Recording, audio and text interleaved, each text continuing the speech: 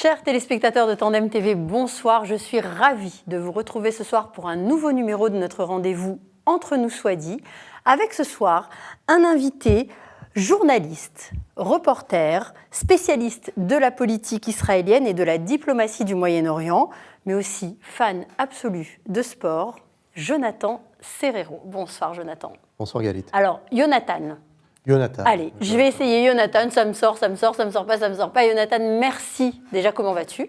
Ça va, très bien. Eh ben, écoute, je te remercie d'avoir accepté mon invitation. Alors, ce soir, Jonathan, dans Entre nous soit dit, on va partager un moment entre nous où on va échanger sur plein de sujets de manière totalement factuelle, mais chacun avec vraiment sa subjectivité et sa sensibilité. Alors, Jonathan, d'abord, permets-moi, si tu veux bien, de te présenter un petit peu à nos téléspectateurs.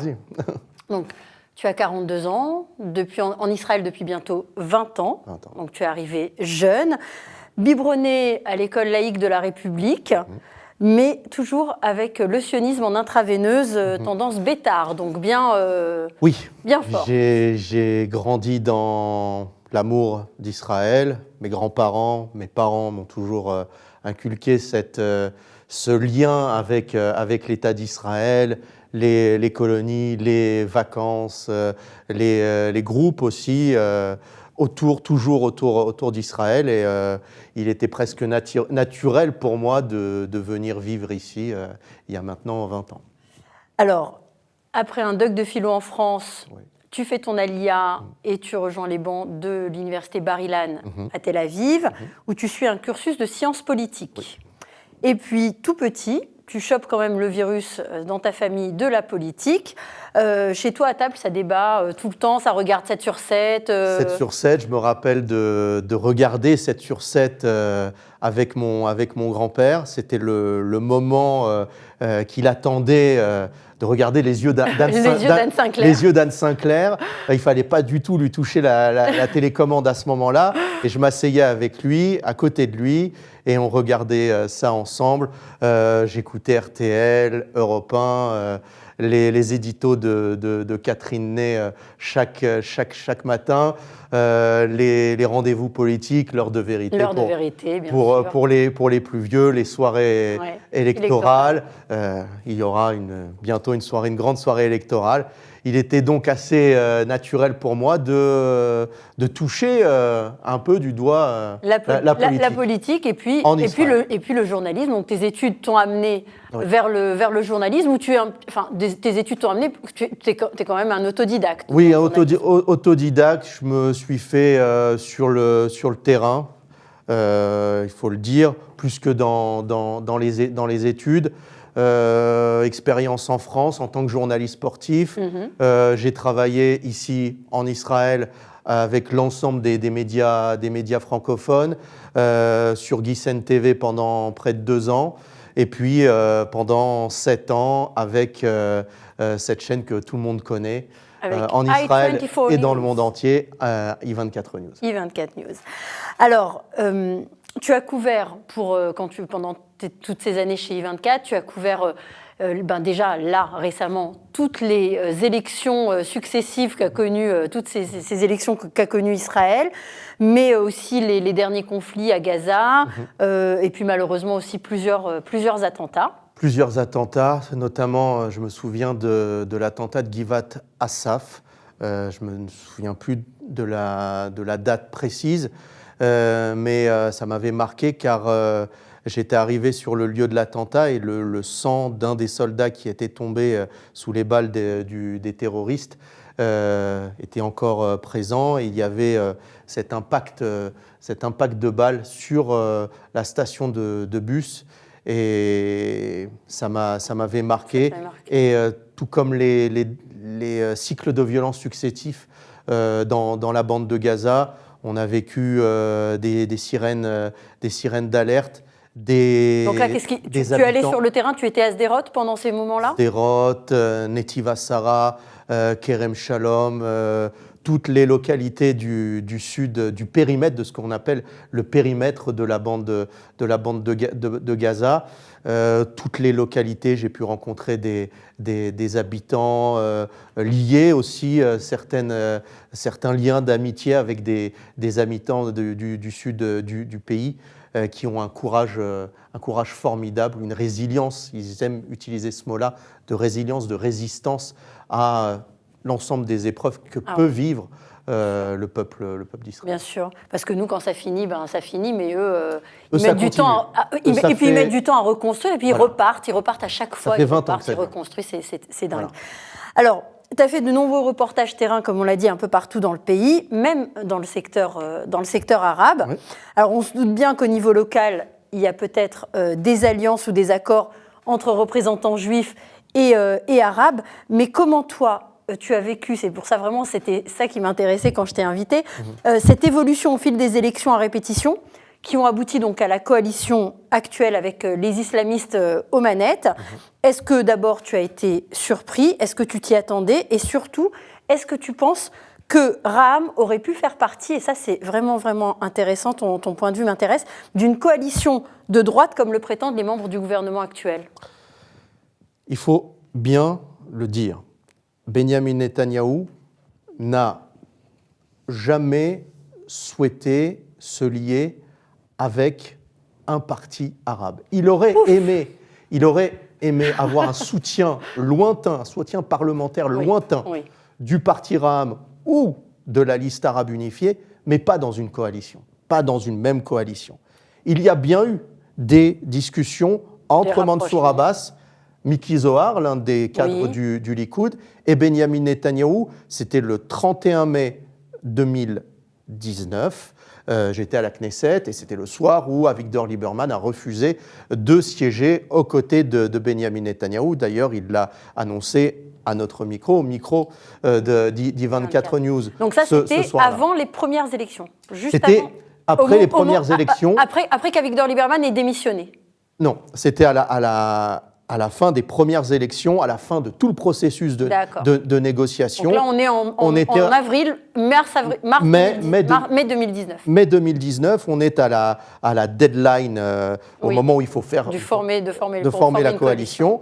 Et on attendait, le pays attendait le choix d'Avigdor Lieberman. Il a finalement refusé de siéger aux côtés de Benyamin Netanyahou. Et ce soir-là, Benyamin Netanyahou s'est quelque peu précipité pour essayer de trouver un soutien pour former cette coalition. Il faut se souvenir, si ma mémoire est bonne, que ce soir-là, Benyamin Netanyahou avait le soutien de 60 députés, comme actuellement, puisque Amichai Shikli a refusé de soutenir cette actuelle coalition. Et à mon humble avis, ce soir-là, alors je sais que Benyamin Netanyahou refuse de siéger dans une coalition restreinte de 60 ou 61 députés, mais à mon humble avis, il aurait dû pouvoir siéger et réunir la Knesset pour essayer de voter la confiance ce soir-là de son gouvernement. Donc, il a préféré essayer de trouver d'autres alliances, notamment avec, à l'époque,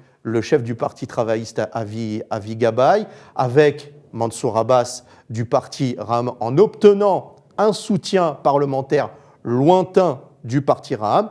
Et j'insiste là-dessus, car il faut bien insister sur ce point-là.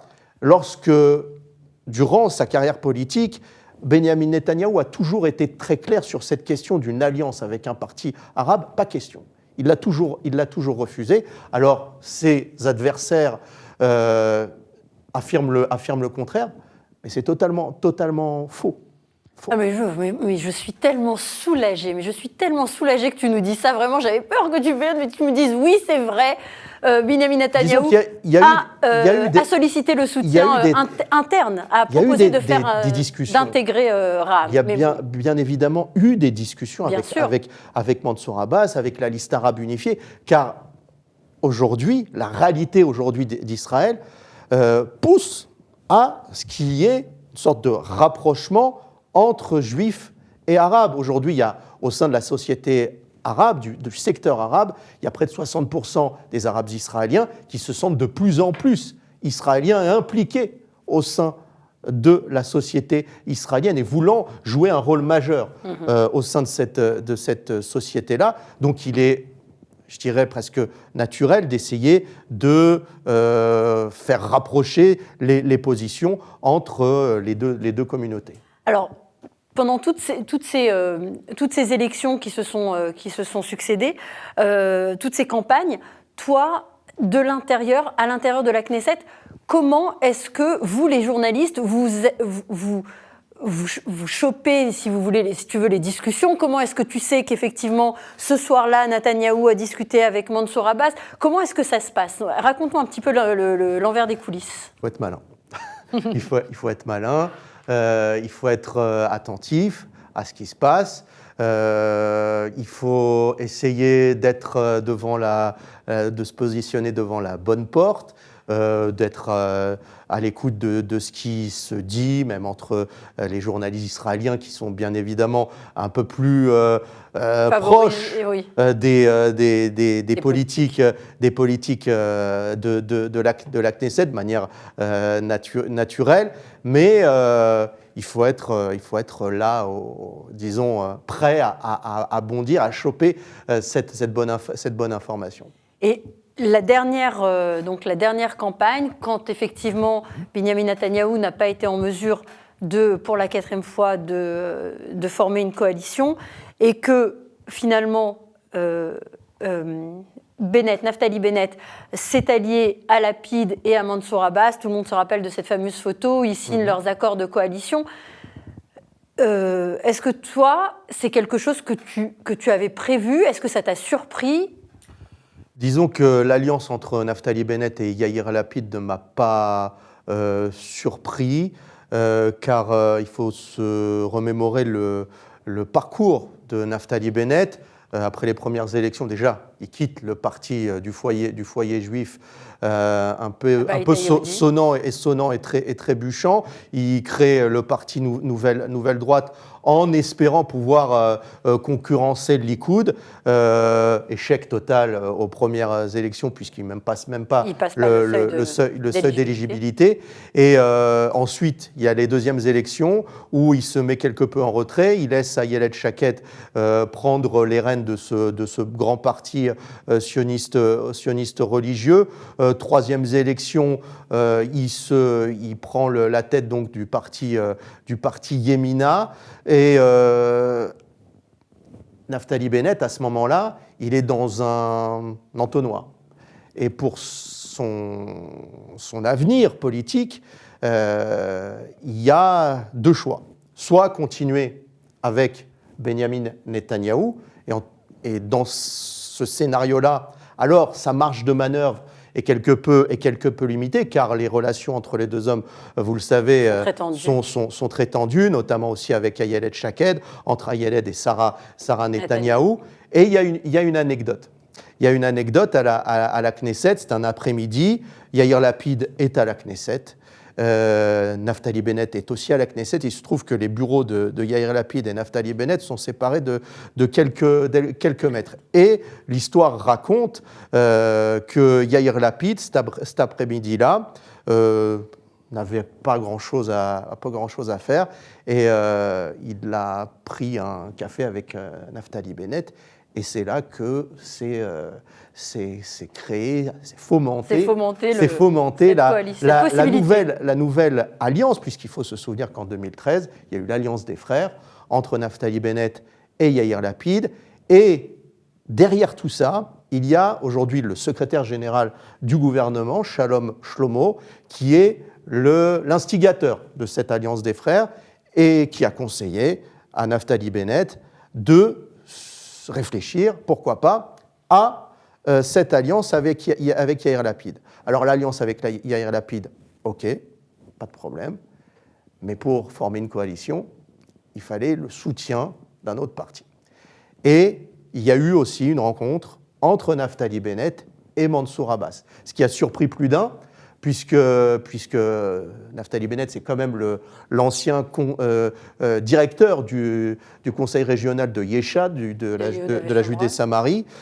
Et donc, à ce moment-là, c'est contre nature. D'autant, et je vous le disais hors antenne, lorsqu'on discutait avec l'ensemble des proches de Naftali Bennett, pas question de faire équipe, soit avec le Meretz, soit avec le parti Ra'am. Alors, on se souvient tous qu'il est passé à la télé, il a signé, qu'il ne siégera jamais. Enfin bon, c'était un... Voilà, et tout le monde sait... Le spectacle de la politique. Le spectacle de la politique, mais surtout, j'ai envie de dire, et l'idéologie dans tout ça.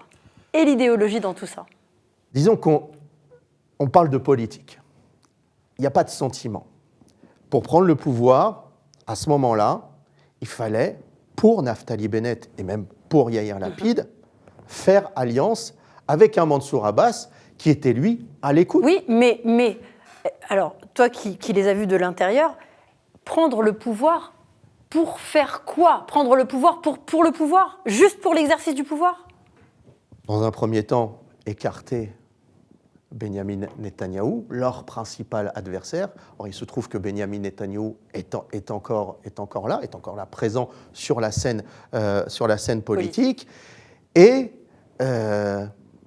essayer de siéger dans une coalition des plus hétéroclites, avec des partis qui sont, à mon humble avis, antisionistes. Antisionistes, clairement antisionistes, non, post-sionistes pour Meretz, non antisionistes non pour légitimes, je le répète, j'insiste, ils sont pour moi non légitimes. À partir du moment où ce sont des partis, où c'est un parti qui ne reconnaît pas l'existence de l'État d'Israël, le caractère juif de l'État d'Israël, pour moi, ce parti-là n'a pas sa place à la Knesset. Je le répétais chaque semaine sur le plateau d'I24 News.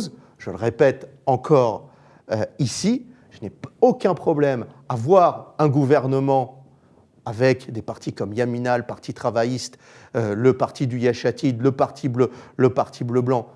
Je n'ai aucun problème avec ça, mais voir même des partis comme le Meretz, qui aujourd'hui sont des partis post-sionistes, à mon humble avis, et le parti Ra'am, pour moi, c'est totalement je vais aller un tout petit peu plus loin que toi. Je pense qu'au sein d'Avoda, parce que le Parti travailliste aujourd'hui n'a absolument plus rien à voir avec le Parti travailliste historique, et aujourd'hui, au sein du Parti travailliste, ça n'engage que moi, il y a des composantes aussi, pour moi, post-sionistes. Alors, tout ça nous amène à la situation actuelle. On nous avait promis le chaos avec Bibi. Bibi a été évincé et le chaos est quand même présent. On se trouve aujourd'hui dans une situation sécuritaire très difficile, dramatique. La résurgence d'attentats très, très meurtriers. Une période qui rappelle un peu l'ambiance post-Oslo, du début des années, des années 80, du milieu des années 90. La situation sécuritaire aujourd'hui, selon toi, est-ce qu'elle est la conséquence directe de la politique que mène ce gouvernement, que ce soit envers les Bédouins dans le sud ou envers les Mitnachalim, la faiblesse face aux premiers, la force face aux autres, le deux poids deux mesures? Elle est inhérente au Moyen-Orient. Nous ne vivons pas en Suisse. Le gouvernement actuel a souhaité et a promis le changement, a promis le calme, a promis la tranquillité. La sérénité. La sérénité. Et je disais déjà, il y a déjà quelques mois, au mois de juin, au moment de la formation de ce gouvernement, nous vivons au Moyen-Orient. C'est la loi du plus fort, ici, qui prédomine. Et lorsque aujourd'hui, le gouvernement de l'État d'Israël montre des signes de faiblesse, accueille dans sa maison un chef terroriste, en l'occurrence Mahmoud Abbas, délivre le ministre de la Défense. Délivre des cadeaux et accorde des allègements à la population palestinienne, accorde 500 millions de shekels de prêts, de l'argent des contribuables israéliens en direction de la population palestinienne, on envoie un signal à l'ennemi. On envoie des signaux aux organisations terroristes palestiniennes. On envoie de mauvais signaux à nos nouveaux partenaires que sont les Émirats arabes unis, le Bahreïn et tous les pays musulmans signataires des accords d'Abraham. Sans conditions préalables. Sans conditions Par rapport aux Palestiniens, je parle. Sans conditions préalables. nous les accueillons chez nous, en Israël, du côté de Tel Aviv ou du côté de Rosh Haïn, au domicile du ministère de la Défense, du ministre de la Défense Benny Gantz. Tout cela fait qu'aujourd'hui, au regard d'une situation qui n'était pas déjà simple sous Benyamin Netanyahou, cette situation risque de s'envenimer, risque d'éclater en nouvelle intifada, même si l'intifada dure depuis déjà... depuis la fin des années 80. Depuis déjà la fin des années 80. Alors les adversaires de Benyamin Netanyahou disent oui, il y a eu des attentats aussi sous Benyamin Netanyahou. On est bien au courant, on le sait. Même sous Benyamin Netanyahou, il y a eu des attaques terroristes, il y a eu des cycles de violence, mais aujourd'hui, ce n'est plus une question de Netanyahou ou pas de Netanyahou, c'est une question d'existence même Exactement. de l'État d'Israël et au regard de ces valeurs juives qui sont remises, à mon avis, en cause par certaines personnalités du gouvernement. Alors, on va peut-être citer dans ce contexte-là Omer Bar-Lev, le ministre de la Sécurité intérieure, qui lui se rend par exemple, c'est juste un petit exemple, qui se rend aux obsèques d'une des victimes d'un des derniers attentats et qui annonce aux obsèques, au micro, qu'il ne sera pas tranquille, qu'il ne dormira pas tranquille tant que le terroriste ne sera pas derrière les barreaux, sauf que le terroriste était mort et qu'il n'était même pas, en tout cas il l'avait oublié ou il n'en était pas au courant. Je ne sais pas comment un ministre de la Sécurité intérieure du pays... Dans un pays normal, ce ministre-là aurait été démis de ses fonctions par le chef de l'État. Bien entendu, mais immédiatement. Aujourd'hui, le chef de cet État est un chef d'État qui n'a pas de pouvoir, qui est un simple médiateur entre deux puissances que sont la Russie et l'Ukraine, et quelque peu le faire-valoir ou le marchepied de Yair Lapid, le ministre des Affaires étrangères, ou du ministre de la Défense, Benny Gantz, qui s'amuse quelque peu de la faiblesse aujourd'hui du Premier ministre de l'État d'Israël. Et lorsque je vous parlais de faiblesse, de ces gestes, il y a aussi la situation politique de l'actuel Premier ministre de l'État d'Israël. Alors je sais, je ne vais pas faire beaucoup d'amis, mais aujourd'hui, la situation politique du Premier ministre de l'État d'Israël pose un véritable problème de gouvernance. Il pose un problème sécuritaire, institutionnel. Car aujourd'hui, on a un Premier ministre avec 6 mandats qui est incapable d'imposer ses vues à un simple ministre de la Sécurité intérieure, qui aujourd'hui, à mon humble avis, au regard de ces innombrables dérapages et de ces innombrables déclarations, devrait laisser sa place. Ben oui, puisqu'il refuse lui aussi de parler de terrorisme islamiste. Vraiment, il ne prononce pas les mots, il faut pas stigmatiser, il ne faut pas faire d'amalgame. J'ai l'impression d'être en France des fois quand je vois la situation, c'est terrible. Et puis surtout, il stigmatise. On rappelle qu'aujourd'hui à la Knesset, il y a des commissions qui traitent pas de la violence de la population arabe ou palestinienne, mais bien de la violence des mitnachalim, des habitants de Yehuda Shomron. Alors j'avais parlé de légitime défense pour qualifier ces violences des habitants juifs de Judée-Samarie. Ça m'avait valu quelques critiques, mais je maintiens qu'il s'agit ni plus ni moins que de la légitime défense. Alors, bien évidemment, il ne s'agit pas de justifier des violences ou des meurtres qui ont peut-être été commis par le passé, mais lorsque on a affaire à une population face à nous qui, après un attentat, se partage des baklawas ou des bonbons, face à ça, quelle est notre réponse ? Quelle est la réponse de l'État d'Israël face à une population qui souhaite, ni plus ni moins, nous voir disparaître ? Quelle réponse possible quand on a un parti islamiste affilié aux frères musulmans qui fait aujourd'hui la pluie et le beau temps de la coalition. C'est-à-dire que aussi, il faut comprendre, soit ils ont pris le pouvoir, comme je disais tout à l'heure, pour prendre le pouvoir et pour ne pas laisser Bibi Netanyahou revenir, et à ce moment-là, oui, tout est légitime. On peut même imaginer que Raham fait du chantage. Je vais même je vais même au-delà de l'imagination. Hein, à mon avis, c'est réel. C'est simple.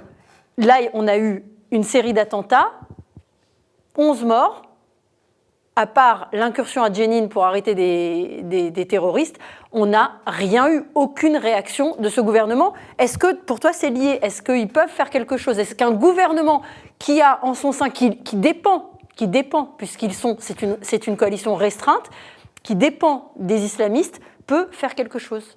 Je dirais sur Raham, déjà il faut savoir que depuis déjà plusieurs mois, la Knesset ne fonctionne pas. Il n'y a presque aucune loi, il faut des accords entre l'opposition et la coalition pour qu'une loi puisse être votée et puisse obtenir une majorité. Raham, sur les questions sécuritaires ou les questions qui ont attrait aux relations entre l'État et la religion, Raham refuse de voter avec la coalition. Donc la Knesset est totalement... Donc la coalition ne présente pas de voix parce qu'elle n'aura pas la majorité. Elle n'a pas de majorité aujourd'hui et ça dure déjà depuis plusieurs mois. Et là, avec la nouvelle session d'été qui va s'ouvrir dans quelques semaines, il risque d'avoir d'autres sujets qui pourraient justement mettre en péril cette coalition. Et juste une autre chose sur Raham, je dirais que Mansour Abbas peut adapter son discours à la réalité actuelle.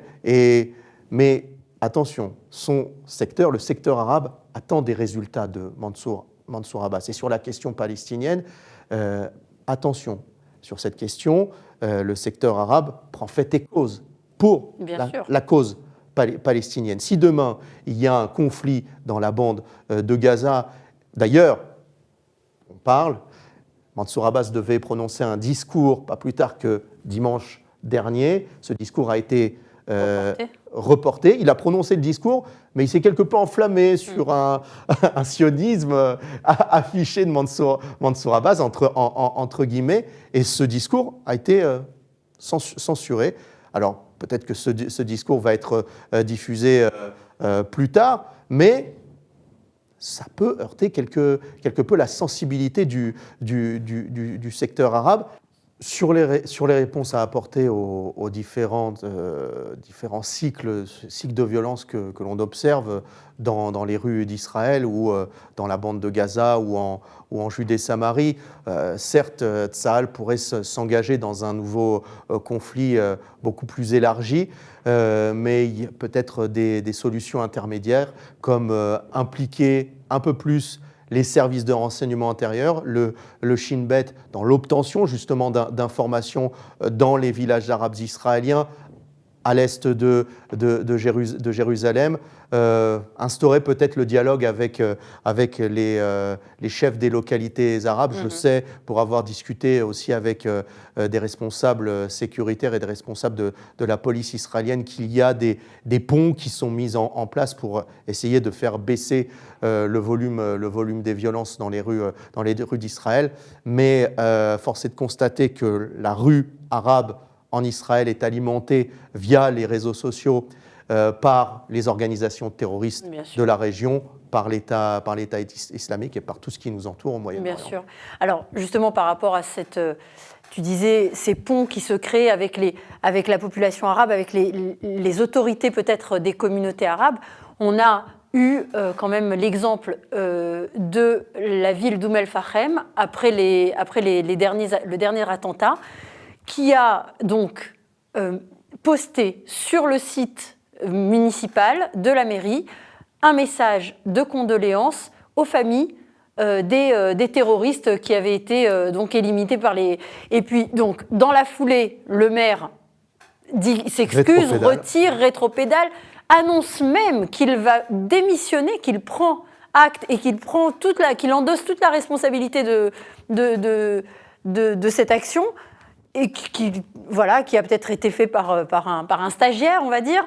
Et finalement, encore une fois, il rétropédale et il ne démissionne pas du tout, le maire d'Oum el-Fachem. S'il ne présente pas ses condoléances à la famille des terroristes, il met peut-être sa vie en péril, ce maire d'Oum el-Fachem. Mais c'est, je dirais, toute la tragédie de la situation observée en Israël aujourd'hui, avec cette nouvelle place qu'a pris la population arabe israélienne dans le débat public en Israël. Mon regret, c'est qu'aujourd'hui, du côté juif, au sein de la majorité juive de l'État d'Israël, il manque une voix forte. Il manque un message fort. Et aujourd'hui, on laisse des personnalités s'exprimer et soutenir des actions qui sont insoutenables aujourd'hui. Alors tu disais tout à l'heure que par rapport à Raham, tu disais il doit des comptes à sa population, à ses électeurs, même aux Palestiniens, alors aux Arabes israéliens et aussi aux Palestiniens.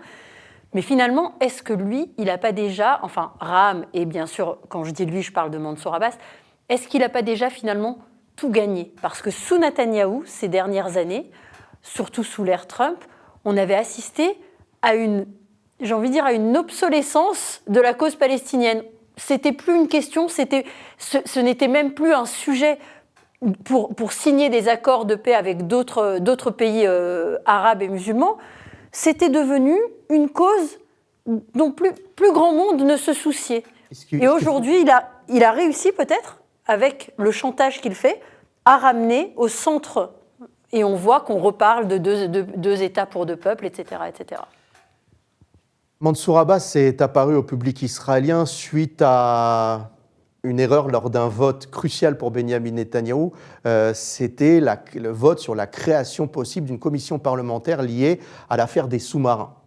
Et il y a eu une erreur de procédure, et lors de cette erreur de procédure, le président de la Knesset, qui remplaçait le président de la Knesset à l'époque, Yuli Edelstein, c'était Mansour Abbas. Et il y a eu une erreur de procédure, et Mansour Abbas a fait en quelque sorte capoter le vote.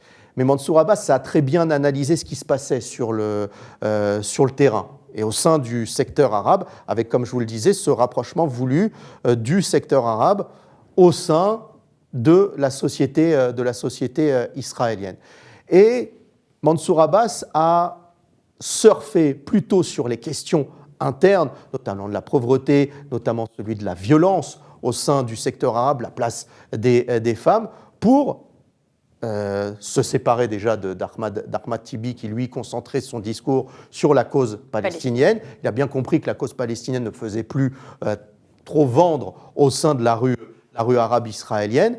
Et donc Mansour Abbas a décidé de prendre son parti, le parti Raham, et de faire cavalier seul pour les élections, et d'aller au plus offrant et de rentrer donc dans cette coalition.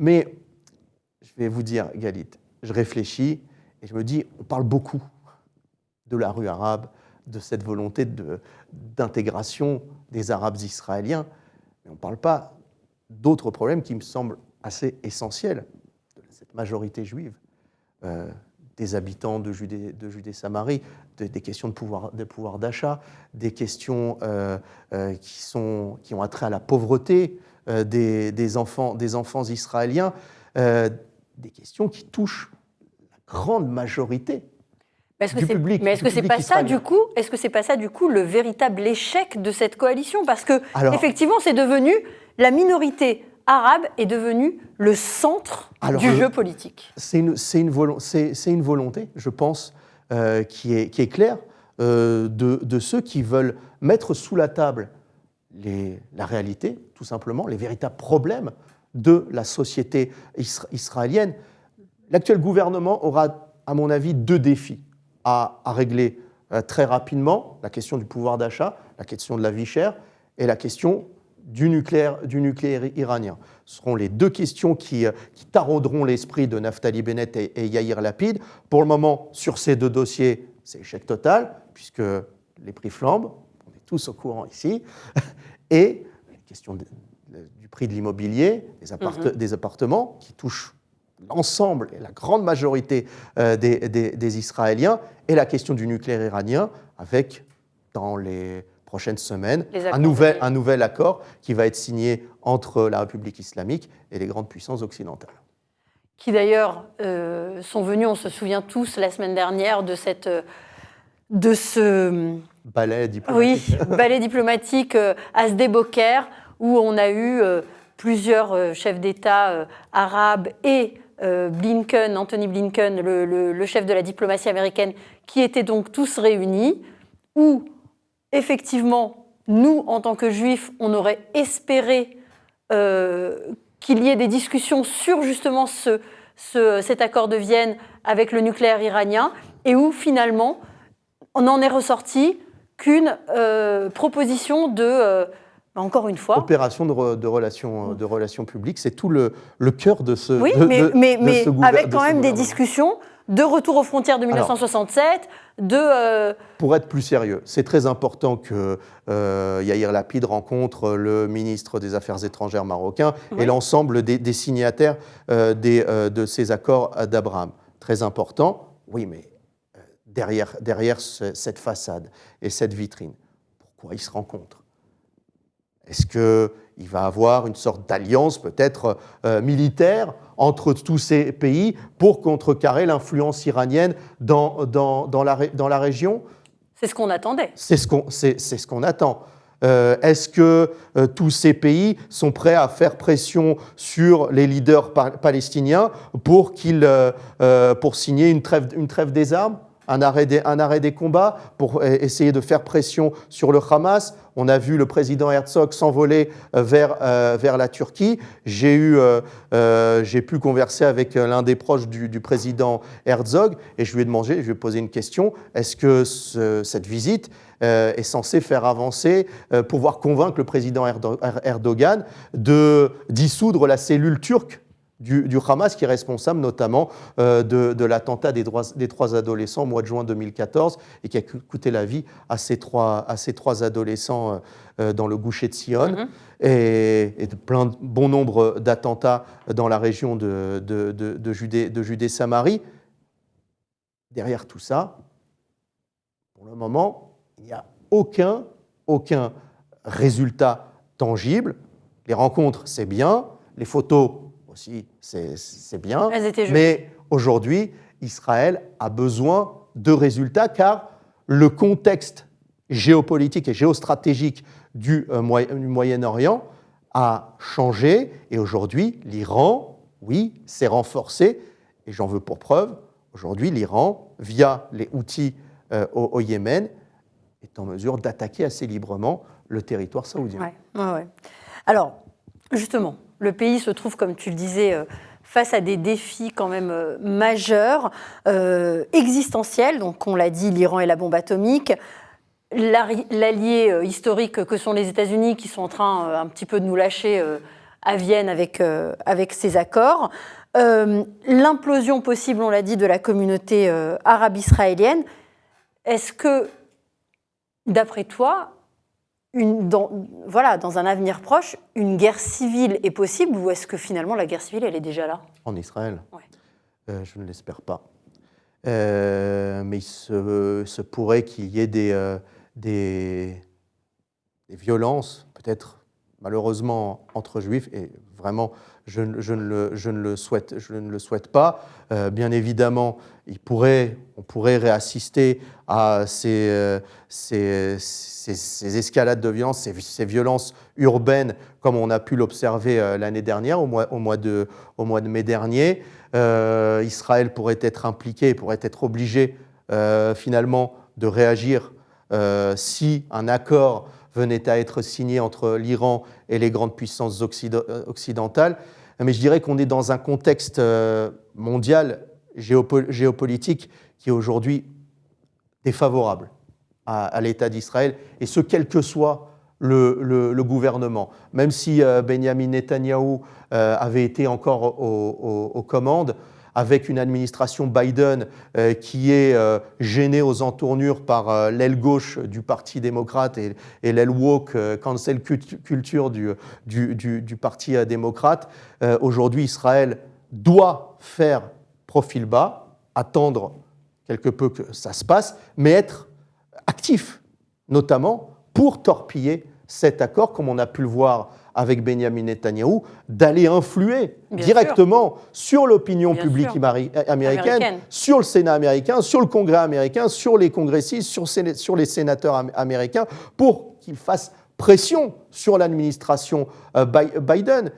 Et là, ce n'est que mon avis, il suffit d'assez peu aujourd'hui, puisque aujourd'hui, Joe Biden ne bénéficie pas d'une cote de popularité immense au sein de l'opinion publique américaine, pour essayer de changer les choses.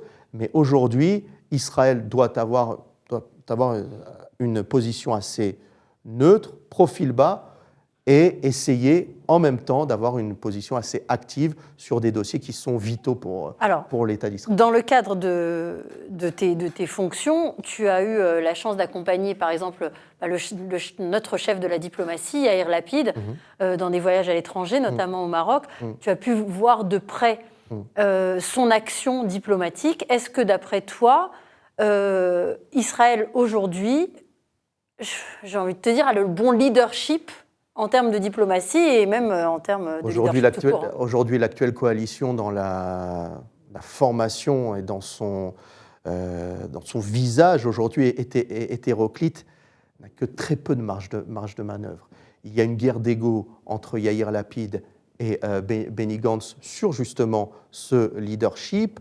À Naftali Bennett, qui est crédité de seulement de 6 mandats, 6 malheureux mandats. Un parti Ra'am qui, du jour au lendemain, fait varier ses positions au gré de la situation. Et des personnalités qui, un matin sur deux, délégitiment soit les habitants de Judée-Samarie, ou soit un pan entier de la population israélienne, ou une grande majorité de la population israélienne.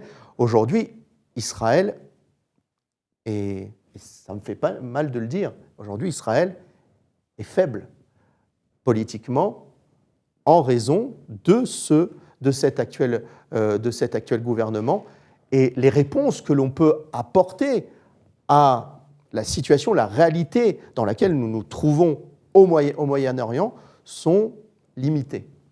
Alors, on voit aussi en ce moment des conflits internes dans cette coalition, Ayelet Shaked avec Omer Bar-Lev, avec d'autres.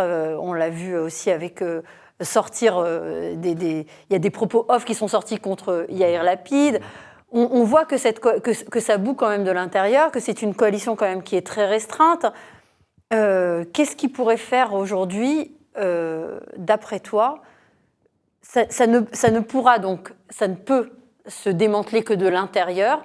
Est-ce que toi, est-ce que j'ai envie que tu nous donnes un petit truc d'optimisme, une petite étincelle d'optimisme pour terminer. Disons que l'ensemble des acteurs qui composent ce gouvernement est limité dans son champ d'action et va réfléchir à 2 fois avant de décider de disloquer cette coalition, car demain, s'il décide, si Ayelet Shaked ou Omer Bar-Lev ou d'autres députés de cette actuelle coalition décident de voter contre la coalition ou une motion de censure, en faveur d'une motion de censure contre le gouvernement, ils savent que dehors, c'est terminé. Leur carrière politique, leur vie politique s'arrête au moment de leur choix. Ayelet Shaked ne bénéficie que de très peu de crédit à droite. Alors elle essaie de jouer sur l'ensemble des tableaux pour essayer d'obtenir, de sauver la face, mais c'est assez difficile. Je dirais que l'espoir pour l'opposition réside dans les débats qui agitent la société israélienne, les débats qui ont attrait, par exemple, à l'intrusion de Hametz dans les hôpitaux israéliens durant la période de Pessah. Ça, c'est un débat brûlant. La question de la conscription des élèves des établissements talmudiques qui avait fait tomber le gouvernement de Benjamin Netanyahou au mois de décembre 2018. Il y a les questions sécuritaires, bien évidemment, des relations entre les Juifs et les Arabes.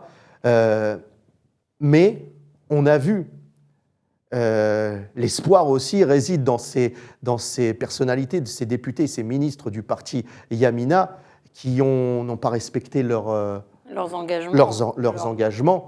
Alors, par rapport à leurs électeurs, oui. Par rapport à leurs électeurs, qu'en sera-t-il demain ? Bien, il drague un nouvel électorat, un électorat plus de centre-gauche. Mais justement, en parlant et ça sera notre dernier sujet de ce soir, par rapport à cette opposition, moi je la trouve un peu molle. Je la trouve un peu, voilà, on dirait un pachyderme, alors qu'il y a tellement de choses contre quoi s'opposer. Alors bien sûr, il y a des personnalités très explosives, comment s'appelle-t-il, David Amsalem, Itamar Ben-Gvir, celle qu'on voit partout, Galit Distal. Voilà, il y a 2-3 personnalités comme ça qui émergent, mais dans l'ensemble, c'est quand même, tout ça, c'est quand même très mou, et alors qu'il y a quand même des tonnes de sujets. Alors, cette déception, Galit, elle est partagée par bon nombre de cadres, notamment de l'opposition, au sein du Likoud, au sein du parti sioniste religieux, qui ont adressé des griefs assez acerbes contre Benyamin Netanyahou, le chef de l'opposition, sur la direction à donner à cette opposition. Mais vous n'êtes pas sans savoir, Galit, que Benyamin Netanyahou est empêtré à gérer un procès qui est vital pour son avenir personnel, son avenir politique. Alors, il y a des négociations en vue d'un accord de plaidoyer, infamie ou pas infamie. On parle de kalon, en hébreu, ce mot intraduisible, en français. On va dire infamie. Et c'est le point faible aujourd'hui de Benyamin Netanyahou, et ça l'empêche aujourd'hui de réfléchir à une stratégie à mettre en place pour reprendre ce pouvoir. Et force est de constater qu'aujourd'hui, Benyamin Netanyahou n'a pas aujourd'hui les 61 députés nécessaires, même s'il y a eu des tentatives encore ces dernières semaines pour essayer de convaincre certains députés, notamment du parti bleu-blanc, de rejoindre cette coalition.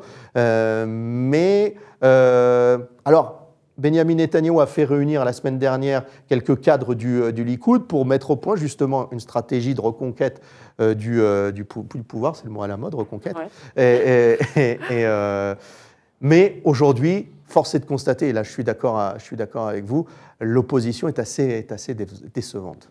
Et oui, mais peut-être aussi, voilà, c'est la marge de manœuvre de l'opposition finalement, et peut-être aussi restreinte que la marge de manœuvre de la coalition.